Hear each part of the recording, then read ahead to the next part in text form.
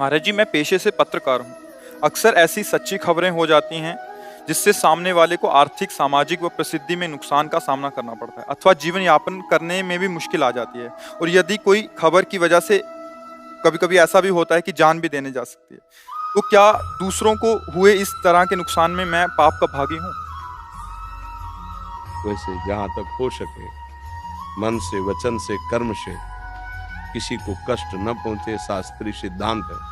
पर यदि कोई गलत करके, अधर्म करके और सुखी होना चाहता है और आपकी कलम उसके अधर्म की पोल खोल रही है, अब वो कुछ भी हो, आपको कोई अपराध नहीं लगेगा, क्योंकि आप अपने कार्य को कर रहे हैं। अगर वो धर्म से चल रहा है और आप ऐसी रचना करके कि उस, तो फिर बात है, फिर अपराध बन रहा है। यदि वो हमारे देश को नुकसान पहुंचा रहा है, देशवासियों को नुकसान पहुंचा रहा है, अधर्म से चल रहा है और आपने उसे लिख दिया, अब वो जो भी करेगा उसके कर्म का फल होगा। आपने लिख दिया, सही लिखा है, इसलिए आपको कोई भी, क्योंकि हमारे भगवान सर्वज्ञ हैं, वो वहां भी जानते हैं, आपको भी जानते हैं। और किसी ने आपको मोटी रकम दे दी और उसके लिए आपने फिर जो कार्य किया, तो वो रकम फिर आपका कर्म बन गया, वो आपको भोगना पड़ेगा। अवश्य में भोक्तव्यम कृतम कर्म शुभाशुभम। जो आपसे अशुभ कर्म बन रहा है वो भोगना पड़ेगा। और सत्य पे यदि चल रहे हो तो फिर आपको डरना भी नहीं है ना, क्योंकि आपकी ड्यूटी है। तो धर्मो निधनो से आप पर धर्मो भयावा। अपने धर्म में है, कोई डिगा नहीं। धर्मो रक्षति रक्षता, धर्म आपकी रक्षा करेगा। इसकी प्रधानता होती है लोक में। आप ऐसी खबर छापिए, इतना लीजिए, बाद में और ले लीजिए। अब आप जान रहे फ्रॉड है, आप कर रहे हैं, आपने बीज बोया फ्रॉड का, तो आपको कहां से सत्य का अनुभव हो जाएगा? आपके जीवन में भी फ्रॉड ही आएगा, फिर आप संभाल नहीं पाओगे। पक्का है, आप जानबूझकर किसी धर्म से चलने वाले को, सही चलने वाले को गलत साबित करके उसके जीवन में बाधा पहुंचा दी और धन लिया, वो धन ही आपके लिए विष का काम करेगा। किसी दूसरे के सहयोग की जरूरत नहीं आपके पतन के लिए, तो आपका पर्याप्त पतन कर देगा। पर ये होश, ऐसे एक वकील साहब आए थे बात कर, तो उनको जो बोले छोड़ दे, हम काम क्यों करें, इतनी पढ़ाई लिखाई करके तुम वकील बने हो, पर ये छोड़ दो। क्या तुम्हें पता है कि हम जिस पक्ष में हैं उस पक्ष ने अधर्म किया और मुझे 5 लाख रुपए दे रहा है, और विपक्ष धर्म से चल रहा है, तो फिर आप जिताओगे ना अपने पक्ष को, तो भोगना आपको पड़ेगा। कोई नहीं काट सकता इसको। तुम 5 लाख की जगह 50 लाख कहीं दान करे तो भी तुम्हें भोगना पड़ेगा, क्योंकि आपने जानबूझ करके धर्म पर आपने ठोकर लगाई है। तो अधर्म आपको बख्शेगा नहीं, मिट्टी में मिला देगा। पर ये बात अभी समझ में नहीं आती, क्योंकि पूर्व के सुकृत काम कर रहे हैं, उनको नष्ट होने दो। वर्तमान का दुष्कृत और पूर्व का दुष्कृत मिलने दो। ऐसा बम ब्लास्ट होगा कि आपको कोई बचा ही नहीं सकता। जैसे लगता है ना, वो पाप कर रहे हैं, बड़े आनंद से हैं, बड़े सुखी हैं। पूर्व का सुकृत उनका नष्ट हो रहा है, जो उनके कुकर्म को बचाव पक्ष में ले जा सकता था। पहले वो नष्ट होने दो, फिर ये कुकर्म और पीछे का जो दुष्कृत जमा है उसको मिलने दो, फिर आप देख लेना, मिटिया मिट हो जाएगा। धर्म से चल रहा है, पीछे का दुष्कृत नष्ट हो रहा है। आज आपको लग रहा है बहुत परेशानियां हैं, लेकिन पीछे का सुकृत और वर्तमान का सुकृत मिलने दो, वो प्रकाशित हो जाएगा। इसलिए बहुत तस्मात् शास्त्रम प्रमाणन्ते कार्याकार्यो व्यवस्थित हो। शास्त्र के अनुसार ही कार्य करना चाहिए, धर्म के अनुसार करना। रुपया कोई बल नहीं होता, धर्म बल होता है। धर्म से चलोगे तो भगवान ही धर्म की रचना करने वाले, तो भगवान ही धर्मात्माओं की रक्षा भी करते हैं। भगवान कहते हैं ना, धर्म संस्थापनार्थाय संभवाम युगे।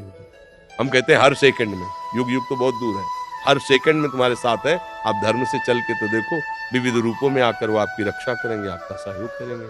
पर हम धन का सहयोग चाहते हैं, भगवान का नहीं।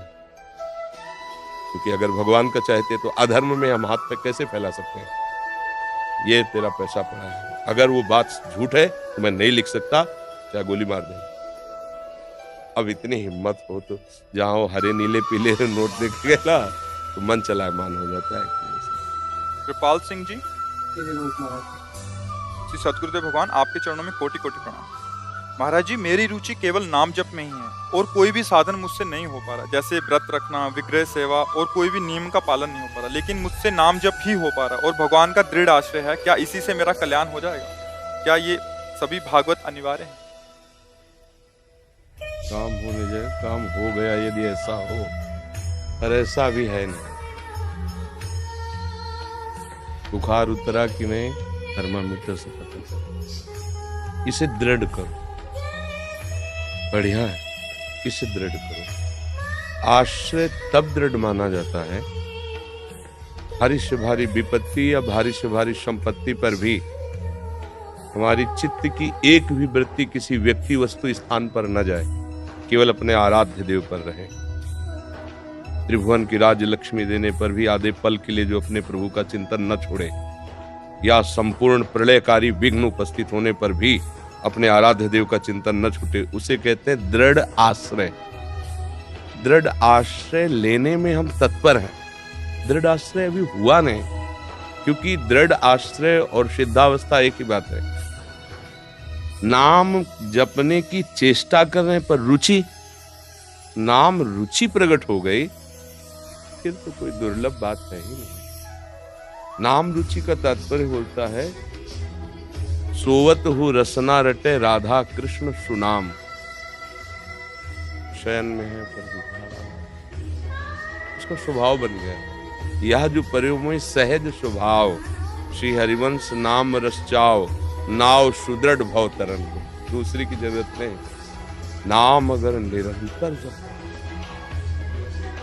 जब क्या रहा हो रहा, जब रुचि हो जाती है ना, तो हमारी चित्त और चित्त की वृत्ति वहीं जाती है जहाँ हमारी रुचि होती है। जिस व्यक्ति से, जिस वस्तु से, जिस स्थान में, वही हमारे चिंतन का विषय बनता है।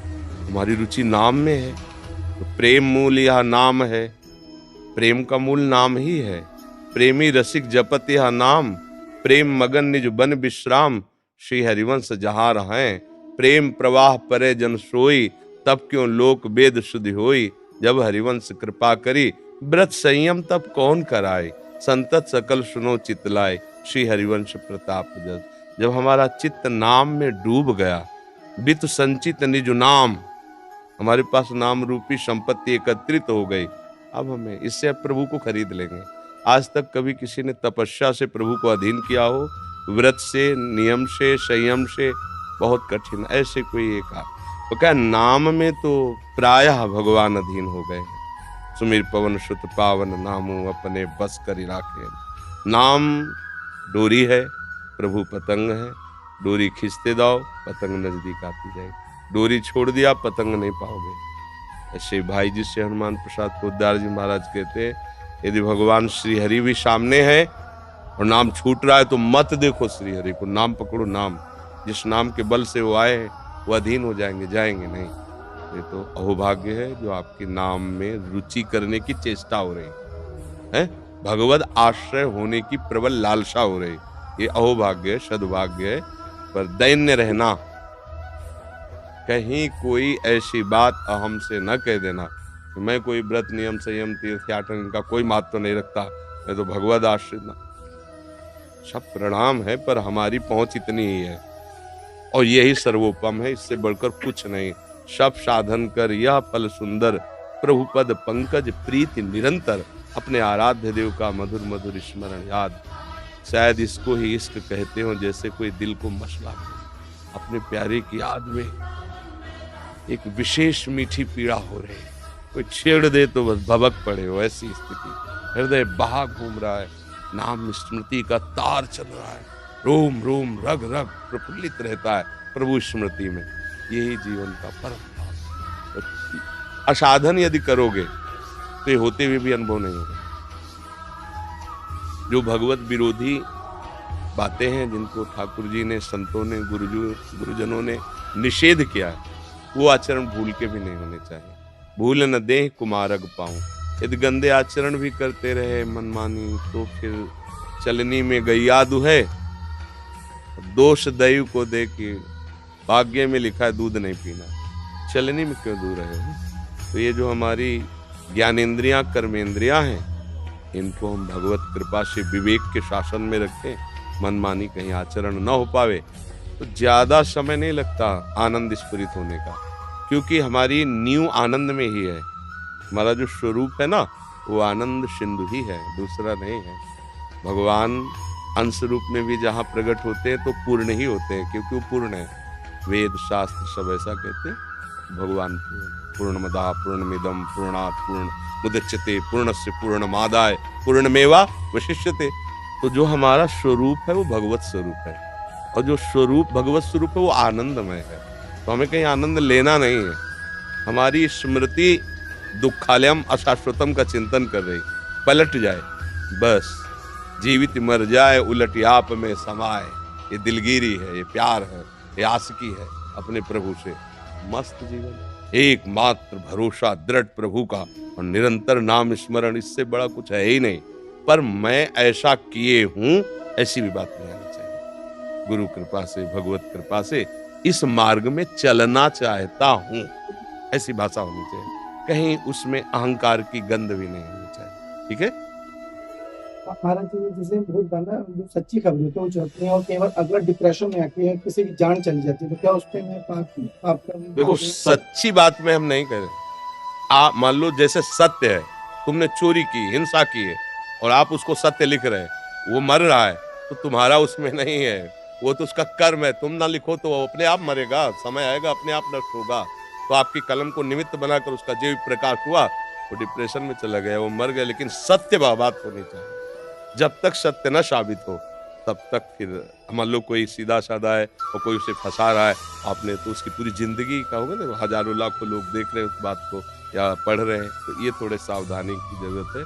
बकाया अगर भगवान का आश्रय लोगे तो तुम्हें खुद बता देंगे, यहीं बैठे हैं, कहीं दूर थोड़ी है। जिसका जो सेवा विधान सृष्टि में है बिल्कुल ठीक है। यमराज के दूतों को पाप लगता है क्या?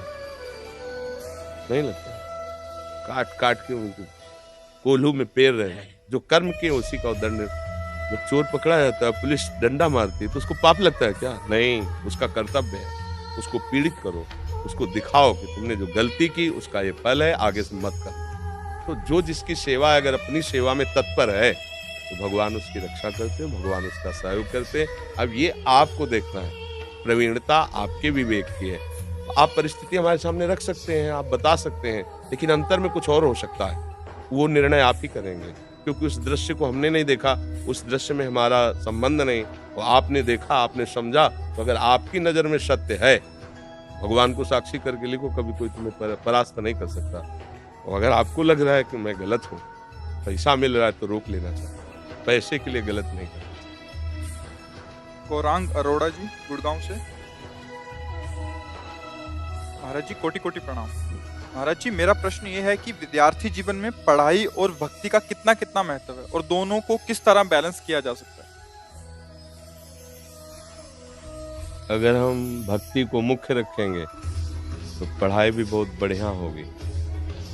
अगर हम पढ़ाई को मुख्य रखेंगे तो भक्ति नहीं हो पाएगी। भक्ति को मुख्य रखेंगे तो पढ़ाई बहुत जोर की होगी, क्योंकि भक्ति बुद्धि को शुद्ध करती है और एकाग्र करती है। जहाँ शुद्ध और एकाग्र बुद्धि से लगाएंगे वहाँ में सब याद हो जाएगा, हमारा दिमाग काम करेगा। ब्राह्मी पीने की जरूरत नहीं नाम जापक को, उसकी बुद्धि बलवान हो जाती है, उसकी स्मृति जागृत हो जाती है। जैसे गीता सुनने के बाद अर्जुन जी ने भगवान से कहा, नष्टो मोहा स्मृतिर लब्धा तत्प्रसादान में अच्युता। आपकी कृपा प्रसाद से हे गोविंद, हे अच्युत, मेरी स्मृति जागृत हो गई। तो जो हमारी बुद्धि कमजोर है उसमें भगवान योग बल दे देते हैं। तेषाम सतत युक्तानाम भजताम प्रीतिपूर्वकम ददामि बुद्धि योगम तम येन माम उपयान्ति ते। जो मेरा नाम जप करता है मैं उसकी बुद्धि में योग बल दे दे। अब योग बल से लोकांतर की बातें जानी जा सकती, पढ़ाई लिखाई तो बहुत छोटी बात है बच्चा। तो नाम जप करते हुए जब पढ़ो तो उसे भगवान का ही कार्य मान करके खूब मनोयोग से पढ़ो, खाली समय में खूब नाम जप करो और उस पढ़ाई को भी प्रभु को अर्पित कर दो कि हे प्रभु 2 घंटे से पढ़ रहा हूँ, ये 2 घंटे की पढ़ाई रूपी सेवा आपके चरणों, बहुत बढ़िया जीवन हो जाएगा। अगर पढ़ाई मुख्य रखोगे तो भक्ति में चित्त नहीं जाएगा, मुख्य भक्ति रखोगे तो पढ़ाई बहुत जोर की होगी। समझ पा रहे हो? हाँ। और गंदे आचरणों वाले बच्चों से संग न करना, गंदा खान पान, गंदी बातें, समझ रहे हो ना, तो फिर भक्ति में मन लगेगा। और अगर जहाँ कुमार्गगामी प्रवृत्तियां हो गई तो फिर नाटक होता, भक्ति नहीं होती। पापवंत कर सहज स्वभाव, भजन मोर ते भाव न काऊ। यदि पाप करोगे तो भजन में मन नहीं लगेगा, भक्ति नहीं होगी। तो अच्छे आचरण करो, गंदे बच्चों से, गंदे भोजन से, गंदे दृश्यों से बचो, तो पढ़ाई में मन लग जाएगा। एकाग्र बुद्धि से जो पढ़ोगे वो सब समझ में आओ, सब शब्द ब्रह्ममय है, भगवत स्वरूप है, आनंद आ जाएगा। समझ गए? जी। दिव्या जी, महाराज जी आपके चरणों में कोटि कोटि प्रणाम। महाराज जी, मैं कोई भी नियम अच्छे से नहीं कर पाती। कभी श्रवण करती हूँ, कभी नाम जप करती हूँ, कभी भजन सुनना अच्छा लगता है। ये अभ्यास है, अभ्यास से एक स्थिति आएगी। यह अभ्यास गलत नहीं है, ठीक है, अच्छा है, करती रहो।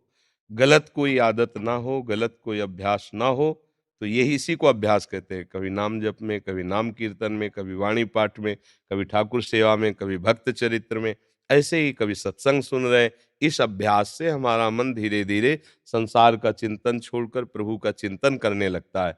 और जब हमारा चित्त अनन्य भाव से प्रभु में लग जाता है, फिर वही भगवान की लीलाओं में प्रवेश पा जाता है। अनन्य चेता सततम यो माम स्मृति नित्य सहा तस्याहम सुलभा पार्थ नित्य युक्त योगिना। वो नित्य युक्त योगी भगवान का साक्षात्कार कर लेता है, जिसने अभ्यास के द्वारा ऐसी चित्त की स्थिति कर ली है कि अब संसार में जाता ही नहीं। तो ये अभ्यास योग है, कोई बुरी बात नहीं। बस इस अभ्यास योग में गलत अभ्यासों को रोकना है। जो हमारे द्वारा गलत अभ्यास पड़ गए हैं उनको रोकना है, तभी इस अभ्यास का फल मिलेगा। नहीं तो बड़ा लंबा समय व्यतीत हो जाएगा और आपको अनुभव में नहीं आएगा। गलत आचरण करने वाले को भगवदानंद का अनुभव नहीं होता। आचरण शुद्ध किए जाए और ऐसा अभ्यास किया जाए तो आनंद की अनुभूति होगी। फिर किसी को समझाना नहीं पड़ेगा। जब एक बार स्वाद मिल जाएगा तो मन जैसे विषयों में भागता है, ऐसे प्रभु की तरफ भागने लगेगा।